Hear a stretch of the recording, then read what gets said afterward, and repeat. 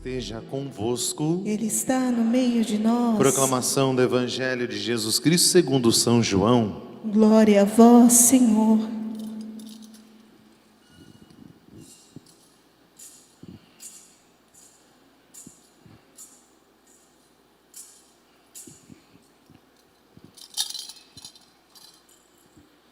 Naquele tempo, Jesus foi para o outro lado do mar da Galileia, também chamado de Tiberíades.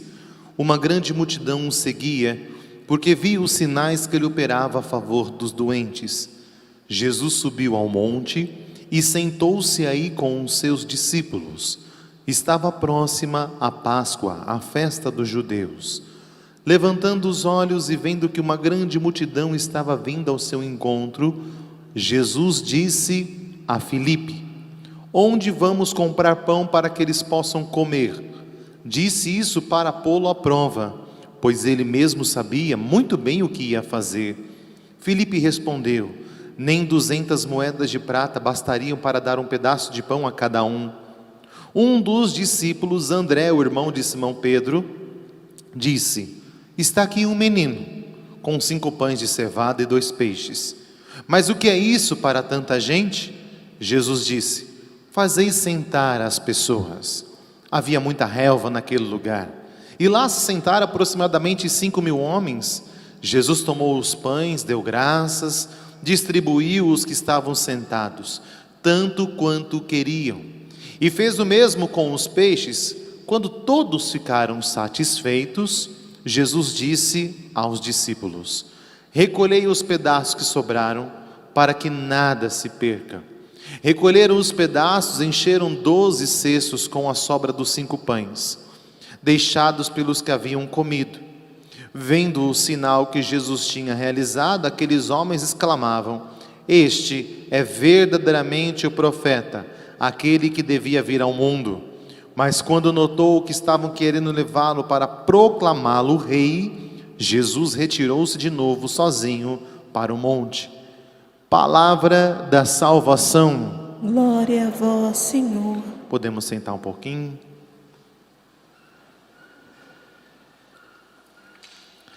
A primeira leitura da liturgia desse final de semana, segundo o livro de Reis, capítulo 4, versículo 42, nós encontramos uma situação aonde Eliseu, discípulo de Elias, multiplica pães.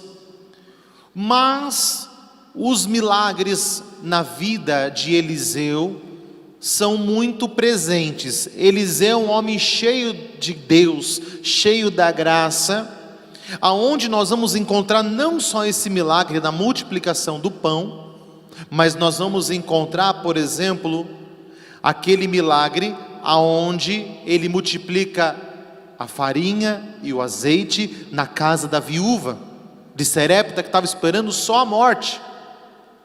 Nós encontramos também o milagre da mulher estéril, encontramos a cura do leproso, a ressurreição de mortos. Eliseu tem uma capacidade de falar de Deus e de agir na pessoa de Deus assim, de uma forma extraordinária. Então, esta ação de Eliseu, de multiplicar os pães, não vou dizer que é comum, porque é algo sobrenatural, mas um homem de Deus, que vive o seu chamado, que vive a sua vocação, ele consegue passar isso de forma muito serena para as pessoas que estão à sua volta. Vejam que bonito. O contexto histórico, acontece que o povo, também no tempo de Jesus, mas também se pensarmos nos nossos dias atuais, acontece muito isso. Os pobres da época, as pessoas simples da época, elas tinham o costume de se alimentar uma vez ao dia. Esse momento era o final da tarde, início da noite, depois da sua jornada de trabalho. As pessoas ricas comiam 3 vezes ao dia. Qual que é a diferença daquele tempo para esse? Quase nenhum. Porque as pessoas pobres, as pessoas simples, ainda vêm de almoço para poder comer a janta, e passam as suas lutas, passam as suas dificuldades. Mas vejam, meus irmãos, o grande sonho desse povo era poder se alimentar também, não só da palavra de Deus, mas também se alimentar fisicamente. E a preocupação aqui de Eliseu é vendo que tinha um grupo de 100 pessoas e ele tinha só 20 pães. Diz aqui a primeira leitura que um homem de Baal Salisa chega e entrega: Eliseu, 20 pães para você alimentar 100 pessoas. E aí um servo de Eliseu diz assim: Eliseu, 20 pães não alimenta 100 pessoas que trabalharam o dia inteiro, nunca. E Eliseu tem uma palavra aqui, ele diz: distribuir, dá ao povo. E ele diz assim: comerão, está escrito, final do versículo 43, comerão e ainda sobrará. Olha a fé de Eliseu, acreditar. Só tem 20, mas os 20 serão multiplicados, dá ao povo, vão comer e ainda vai sobrar. Aqui nós temos que entender a fé de Eliseu, de acreditar na palavra, da multiplicação, tudo aquilo que Deus prometeu, tudo aquilo que Deus fala, mas ao mesmo tempo, uma preocupação de Deus, não só na parte material, mas também na parte espiritual. Vai tentar você rezar com fome, você não consegue, é difícil. Vai tentar trabalhar com fome, é difícil, é muito complicado, você não raciocina, parece que o cérebro vai para a barriga. Você não consegue administrar a sua vida quando você está cansado, quando você está com fome, quando você está com dor. É muito difícil você administrar a sua vida emocional, psicológica, quando você tem outra situação no seu corpo. Mas vejam, o evangelho de hoje também vai muito nesta linha, aonde também eles estão, final de tarde, início de noite, Jesus já pregou, Jesus já ensinou, muitos já trabalharam, Jesus já vem ensinando, dando a sua palavra, Jesus vem fazendo tanta coisa linda, e a gente está acompanhando a cada final de semana, o barco, o trigo, quantas coisas Deus está nos ensinando, a cura da mulher com fluxo de sangue, a cura lá do filho de Jairo, a ressurreição, quantas coisas lindas Deus já ensinou, ou seja, Deus já alimentou a fé, Deus já alimentou a alma deles. Olha, acreditem, não duvidem, eu sou Deus, não deixo faltar nada da vida de vocês. E quando falta o pão, Jesus também se preocupa também com a parte material, com aquilo que é necessário materialmente para nós também, alimento do corpo, alimento da alma. Deus que é o Deus da providência, que não deixa faltar nada para nós. Mas vejam, uma coisa é necessária: esforço. É preciso ter esforço, porque aqui Jesus no Evangelho coloca justamente Felipe à prova. Felipe, como vamos alimentar todas as pessoas? E Felipe fala: realmente, Senhor, é impossível alimentar. Deus permite que Felipe passe pela provação de pensar que ele não poderia resolver aquela situação. E eis que o irmão de Simão Pedro, André, diz: aqui tem uma criança, 5 pães e 2 peixes. E ali naquele momento Jesus reza, se multiplicam, alimenta uma multidão, que diz que era uma multidão, não eram 100 pessoas, mas era uma multidão de pessoas, e ainda sobram 12 cestos cheios. Isso para nós, vale a gente olhar e falar assim: Deus não deixa faltar nada para os seus filhos. Mas é claro também, se a gente pega esse evangelho, e também a primeira leitura, essa prefiguração da Eucaristia. Portanto, nós temos aqui a prefiguração da Eucaristia.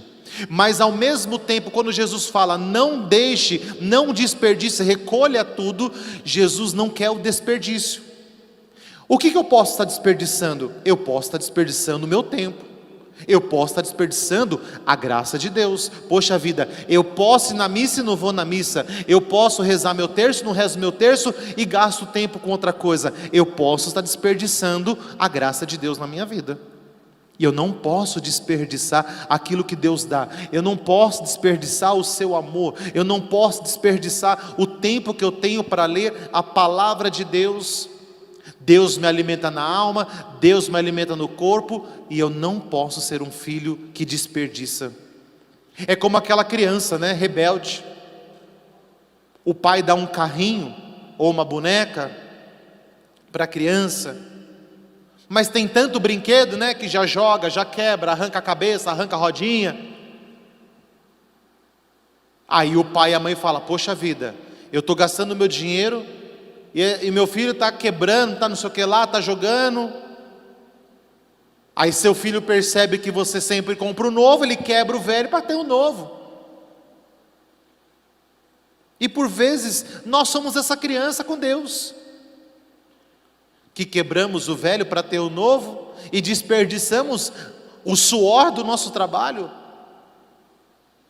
Nós não podemos agir assim com Deus. Deus tem dado as suas graças, Deus tem dado a sua bênção, Deus tem dado a sua unção, Deus tem dado para nós tanto o alimento para o corpo como o alimento para a alma, e nós precisamos saber aproveitar aquilo que Deus dá para nós. Não podemos desperdiçar. Você cristão católico que está em casa, você que está aqui, nós precisamos aproveitar o máximo possível. Vocês crianças na aula da catequese, vocês adultos na aula do crisma, jovens, adolescentes, aproveitar aquilo que vem. A vida vai nos cobrar isso. Você que estuda, está na faculdade, aproveita para estudar, aprender o máximo que você pode, sugar dos seus professores, porque a vida vai te cobrar isso. Aquele ensinamento que você não teve, aquele ensinamento que você não aproveitou, aquela aula que você cabulou, a vida vai te cobrar isso. A gente não aproveita o ensinamento dos antigos, a partilha de quem é mais sábio, a gente não aproveita isso, a gente vai pondo tudo a perder, achando que a gente já sabe tudo, que nós somos melhores, que nós nos bastamos por nós mesmos, que não precisamos de Deus. Não, é preciso também o nosso esforço. Fala assim: eu vou sentar para estudar, eu vou sentar para ler, eu vou sentar para rezar. Eu preciso de Deus, eu preciso aproveitar o máximo daquilo que Deus tem para mim e aquilo que Ele tem dado para mim. Aproveitar tudo aquilo que o Senhor tem para você. E veja, meus filhos, que coisa bonita. A segunda leitura é uma exortação de São Paulo para todos nós. São Paulo está fazendo uma exortação à comunidade dos Efésios. Por quê? Porque o povo começa a se dispersar, começa a perder o caminho, começa a fazer aquilo que não deveria fazer. E Paulo então fala isso que está escrito: irmãos, eu prisioneiro no Senhor vos exorto a caminhar de acordo com a vocação que recebestes. É uma exortação, não é um pedido, não é um conselho, é uma exortação. Qual que é a exortação que hoje Paulo faz? Caminhar de acordo. O que é um acordo? Eu faço com você um acordo de paz. Vamos selar a paz? Vamos. Então tem um acordo entre nós de paz. Eu não falo mais mal de você, você não fala mais mal de mim. Eu não tento te matar, você também não tenta me matar. Fazemos um acordo de paz. É um acordo, selamos um acordo. Agora, existem acordos de compra e venda. Vamos fazer um acordo aqui. Eu vou comprar sua casa, ou vou comprar seu carro. Fazemos um contrato de compra e venda. Temos um acordo. Então fazemos um acordo. Vou te pagando, quando terminar você transfere para o meu nome. Temos um acordo, temos um papel, fizemos um acordo. E quem quebra esse acordo, diante da justiça tem que responder, porque você quebrou esse acordo. Você assumiu a responsabilidade do acordo, eu não te obriguei. Na vida cristã, na vida espiritual, nós também fazemos um acordo com Deus, na liberdade do Espírito. Você não é obrigado, você fez um acordo com Deus a viver o que? A sua vocação. Qual que é a sua primeira vocação? Santidade. Você estuda catequese, você estuda o crisma, você participa de retiro, você participa das missas, você escuta aquilo que Deus tem para você, e no final das contas você diz: eu quero fazer um acordo, um pacto. Eu quero ser batizado, eu quero ser crismado, eu quero fazer a primeira comunhão. Você, cristão católico livremente, fez um acordo com Deus. Nós fizemos um acordo. Eu, Padre Anderson, livremente fiz um acordo com Deus por meio do meu bispo. Disse: eu quero ser padre e vou buscar ser fiel até o fim. Eu fiz um acordo com Deus. Claro, podemos colocar a palavra, outras palavras, mas a palavra que vem para nós hoje é viver de acordo, ou seja, ser coerente com aquilo que você assumiu. Coerência.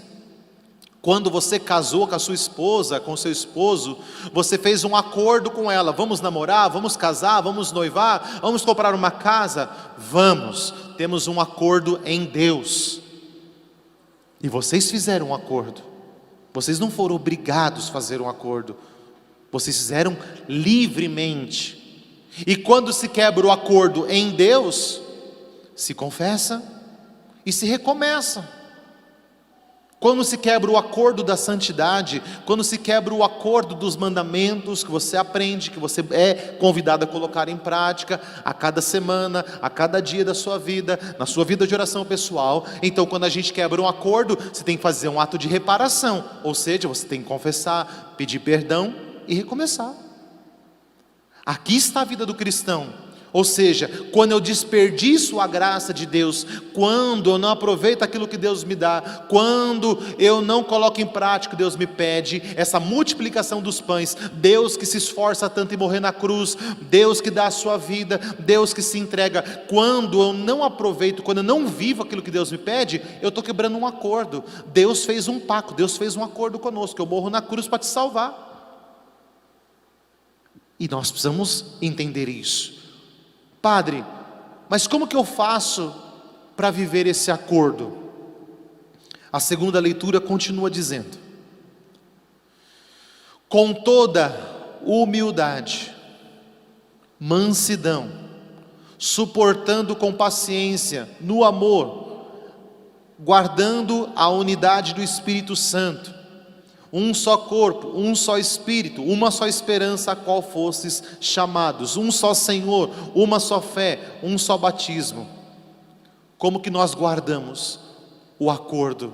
E como que nós renovamos esse acordo? Na humildade. Se a gente quebra o acordo com Deus, eu tenho que ter humildade de reconhecer: puxa, eu quebrei esse acordo, eu pequei, eu desperdicei, eu não aproveitei aquilo que Deus tinha. Deus foi tão generoso, humanamente, espiritualmente, Deus faz tanto por mim, e eu quebrei esse acordo, esse pacto, essa aliança, por amor que eu fiz. Então eu preciso ter humildade, reconhecer, vou no confessionário e falo: pequei. Recomeçar. Humildade. Como que a gente refaz o acordo? Humildade, falar: olha, eu errei. Se você atrasa uma parcela lá do acordo que você fez de compra e venda, você fala: ó, esse mês a pandemia me lascou, perdi o emprego, vamos refazer esse acordo aí. E a pessoa: claro, você está vindo até mim, por que não refazer esse acordo? Humildade, sinceridade, verdade diante de Deus, mas com amor, com mansidão, suportando com paciência aquilo que vem como dificuldade na sua vida. E aí você vai renovando, Deus vai dando a graça vai se multiplicando. Quando você é humilde, quando você tem paciência e você renova esse acordo, Deus vai multiplicando o pão na sua vida. O pão que alimenta a alma, o pão que alimenta o corpo, a providência divina material. Deus vai multiplicando quando eu busco viver este acordo.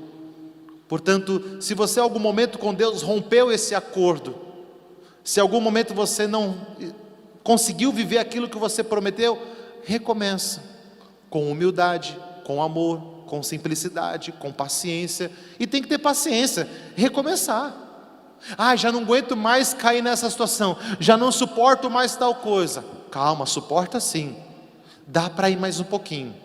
Deus está te sustentando, Deus está pondo a mão dele sobre a tua vida. O salmo de hoje diz, e muito bem cantado pelo ministério: saciai os vossos filhos, ó Senhor, que vossas obras, ó Senhor, vos glorifiquem, e os vossos santos vos louvem e vos bendigam. Narrem a glória e o esplendor do vosso reino, e saibam proclamar vosso poder. Nós precisamos saber proclamar o poder de Deus na nossa vida. Proclame aquilo que Deus já fez na sua vida. Saiba proclamar o poder de Deus, a ação de Deus na sua vida. Olha, se você parar para olhar, olha quanta providência Deus já fez na sua vida. Olha quanta graça, quantas coisas já se multiplicaram na sua vida de bênção de Deus. Nós não somos dignos de reclamar. Não reclame. Não murmure por uma fase difícil que está passando, por uma dor que está enfrentando, por uma dificuldade que vem. Não murmure, não reclame, louve. Nós precisamos proclamar as maravilhas de Deus, bendizer o Senhor, não murmurar, não reclamar, porque Deus tem o tempo todo nos sustentado, Deus tem multiplicado a sua graça sobre a nossa vida. Louvado seja o nosso Senhor Jesus Cristo. Creio em Deus Pai.